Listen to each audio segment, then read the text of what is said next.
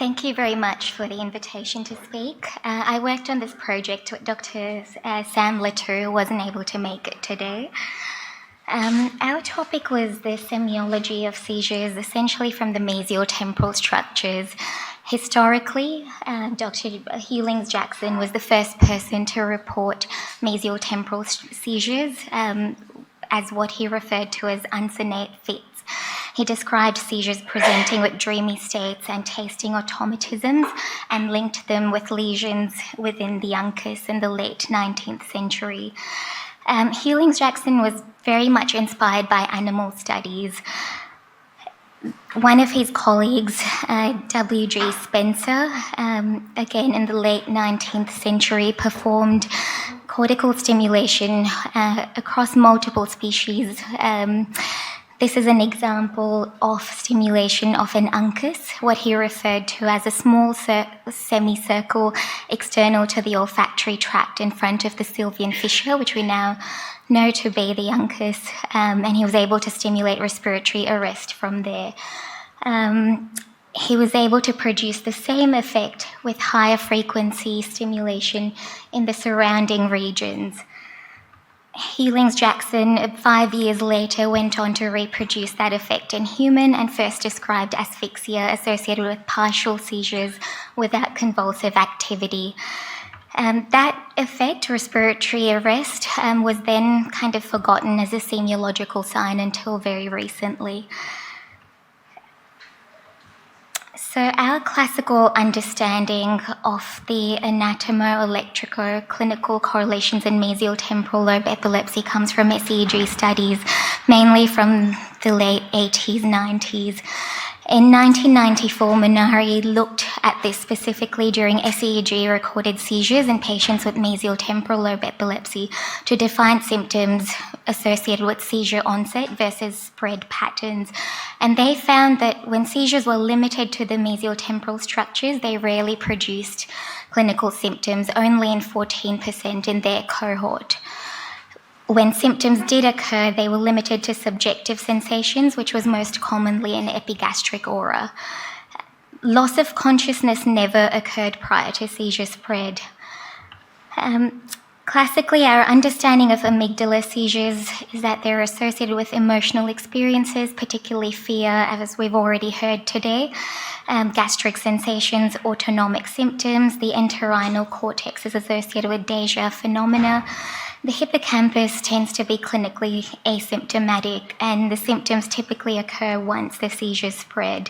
And the objective ictal signs, as we've already heard, like loss of consciousness, automatisms, with mesial temporal epilepsy only occur when there's spread beyond those structures. So for our systematic review, this was the search string that we used. We included both adults and pediatric patients beyond the neonatal age, in whom the epileptogenic zone was confirmed via intracranial EEG, or in those who had resective surgery and an Engel 1 outcome. We didn't have any limitations on the number of patients per study, so we included case reports and case series, and often found that those were quite instructive, particularly when it came to sequence of symptoms. This is the PRISMA flow diagram. After our search and additional articles that were identified through references and removing duplicates, we screened 1,257 articles and 202 papers in full text. We included 57 studies that met our inclusion criteria, and the number of patients who fit that were 1,537. The average age was 29.1, 44.4% were male, and there were two main groups of studies that we included. The first was the first group was primarily intracranial EEG that was used to define the seizure onset zone. Those were 15 studies with 185 patients. MRI positivity was 64% in this group, and 168 went on to have surgery, with 70% of those having an Engel 1 outcome. I tried to look at the seizure onset zone, but in most cases, the intracranial EEG localization was reported broadly as mesial temporal, with the amygdala, entorhinal cortex, and hippocampus limited to very small numbers, so it was difficult to do any further kind of sub-localization analysis. In the primarily resective surgery group, we had 1352 patients from 42 studies, the vast majority of whom had a lesion on MRI, which was hippocampal sclerosis as the sole lesion. About half of those also had intracranial EEG. So overall, with the patients we included, 51% had an Engel 1A outcome and therefore a very high confidence in the epileptogenic zone, and the rest had a high level of confidence. This is just a snapshot of some of the studies we included. And there was quite a bit of variability in reporting Engel 1 versus 1A outcome. And this is a summary table of all of the ictal signs and symptoms in all of the patients that we included.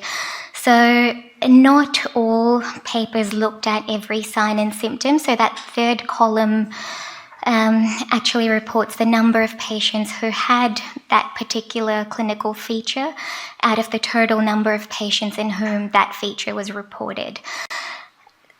The presence of an aura and the ability to report an aura was by far the most common symptom, which was present in 83.8% of 963 patients. Not surprisingly, an abdominal aura was the most common, followed by autonomic symptoms like tachycardia, flushing, palpitations, and then emotional aura, which could be either positive or negative emotional symptoms, fear, anxiety, but also pleasant sensations. Sexual aura was reported in some case series as well. The psychic aura included deja phenomena, dreamlike phenomena, and memory recall. Olfactory and gustatory aura were present in about 9% of patients, and a somatosensory aura was more frequent than I thought it would be. However, when you looked at the actual descriptions of the somatosensory symptoms, they tended to involve large contiguous areas such as the head, trunk, was often bilateral, and the symptoms tended to be odd, like squeezing, pulsing, throbbing sensations. And so for that reason, for that particular symptom, I thought it was not reliable as a sign, but also not uncommon. With the visual aura, it tended to be complex illusions like micropsia, macropsia.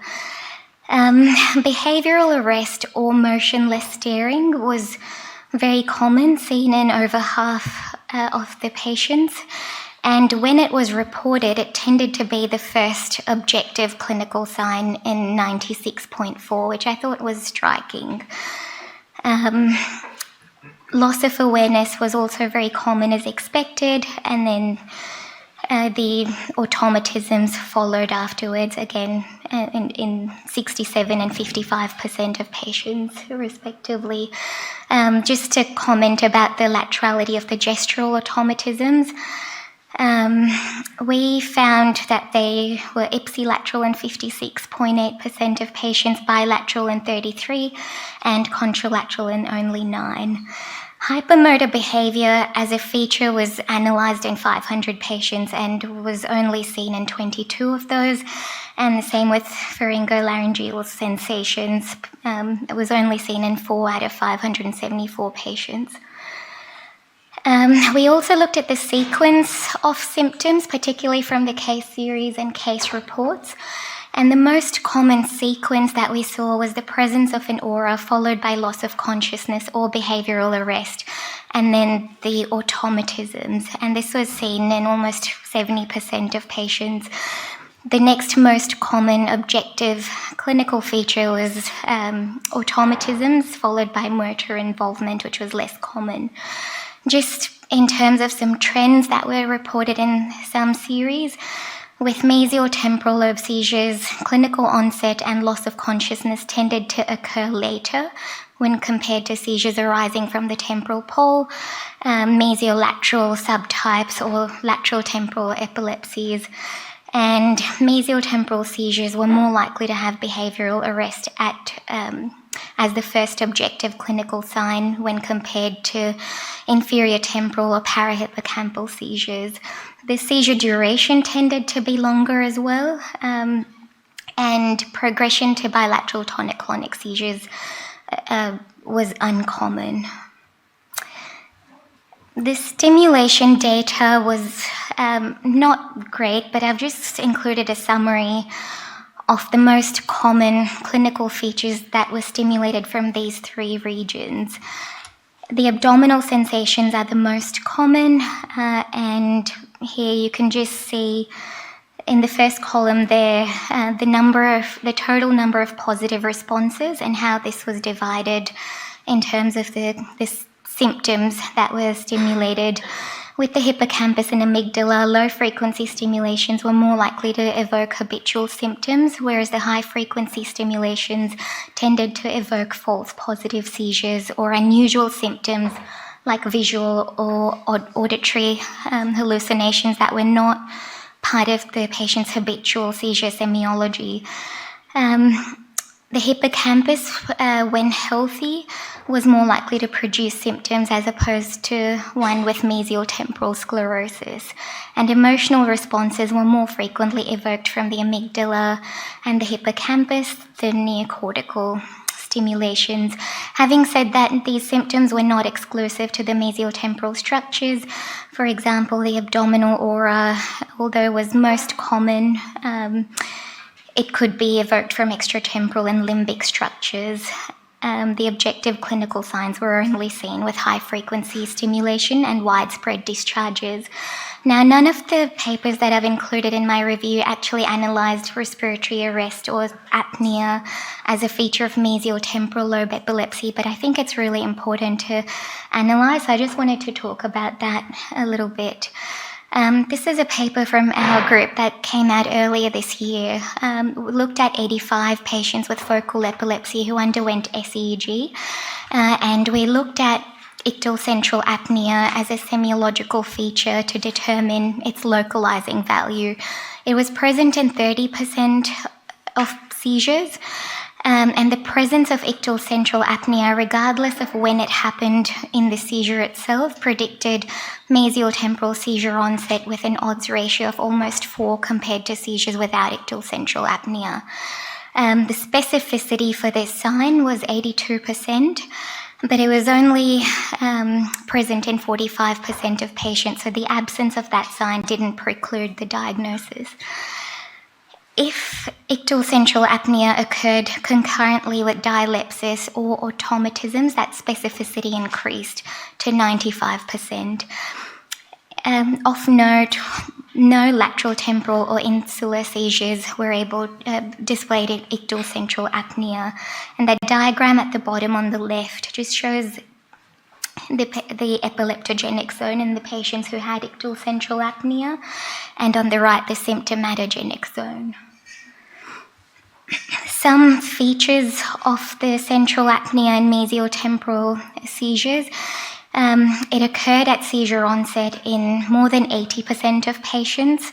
It often preceded scalp EEG onset and was seen simultaneously or after SEEG onset. It could happen in the awake or sleep states and was typically the first clinical signs, followed by automatisms most commonly, or complex motor movements, or even the aura in some cases. And in some patients, it was the sole clinical sign. The interesting feature of this is that the patients are typically agnostic of the apnea, so they won't complain of breathlessness, and it's something that won't be picked up unless respiratory belts are used routinely in the monitoring unit. So on the right here, I've just got an example of an SEEG seizure showing the apnea. So the top half in each epoch is SEEG seizure onset, and the bottom shows scalp EEG. And the two blue channels right at the bottom, at the beginning of the page, show a regular breathing pattern. About halfway through in the top image, that breathing stops and is replaced by the cardioballistic pulse artifact, which coincides with the SEEG seizure onset. And you can see that the scalp EEG onset occurs several seconds later. And then in the bottom half of the page, the end of the apnea coincides sort of with the SEEG seizure offset, and then the normal breathing resumes. Here's another example. On the left, we have an SEEG seizure arising from the hippocampal head and hippocampal body, coinciding with the onset of apnea, and again, the same thing on the right. We also found that the apnea could occur with spread to the mesial temporal structures. So in this seizure, there's EEG onset in ABT 1 to 4, which is located in the fusiform gyrus. The patient continues to have a normal breathing pattern at the bottom. And once there's seizure spread here to the amygdala, the anterior and the posterior hippocampal contacts, that coincides with the onset of apnea in the bottom thoracic and abdominal channels. In this case, the onset of apnea preceded the SEEG onset by several seconds, and for us that was an indication that we had actually not sampled the symptomatogenic zone.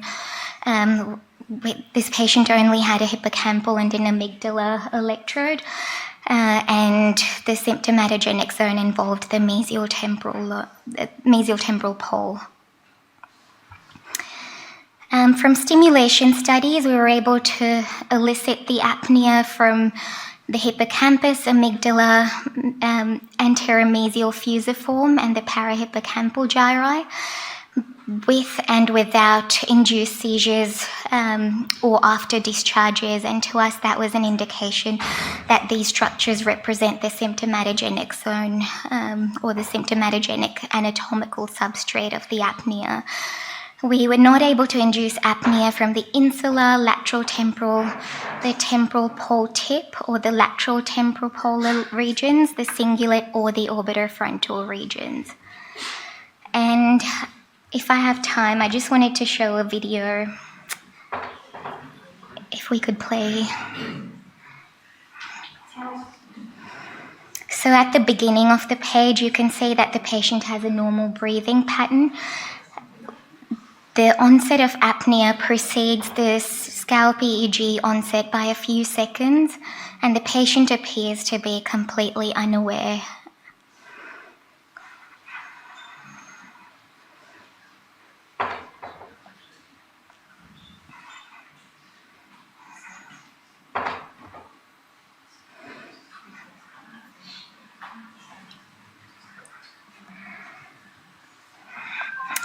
There's some drop in oxygen saturations, and then before EEG offset, the normal breathing resumes.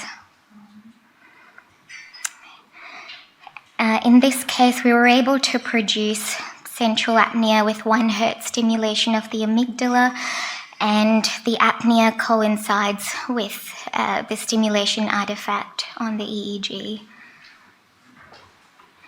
So in conclusion, from my systematic review, I found that the presence of aura is the most prevalent clinical feature of mesial temporal lobe epilepsy, which I suppose is consistent with the fact that the loss of consciousness happens much later in these seizures, so the patients are often able to remember and report their aura. The abdominal aura was the most common, although not specific to mesial temporal structures. Behavioural arrest or motionless staring was common, and when present was often the first objective manifestation. Hypermotor behaviour was rare, and in mesial temporal seizures compared with temporal pole or inferior temporal seizures, and when it occurred, it tended to be very late, often after other motor phenomena like dystonic posturing. Mesial temporal seizures had a delayed clinical onset and delayed loss of consciousness compared with mesiolateral, lateral temporal, temporal pole, and inferior temporal seizures. The presence of an ictal central apnea is predictive of mesial-temporal seizure onset zone with a fourfold higher association compared to seizures without it. If it occurs concurrently with dialepsis or automatisms, it's highly specific for a mesial-temporal seizure onset. It's often the first clinical sign, and patients are typically agnostic, and therefore routine monitoring is essential. Thank you.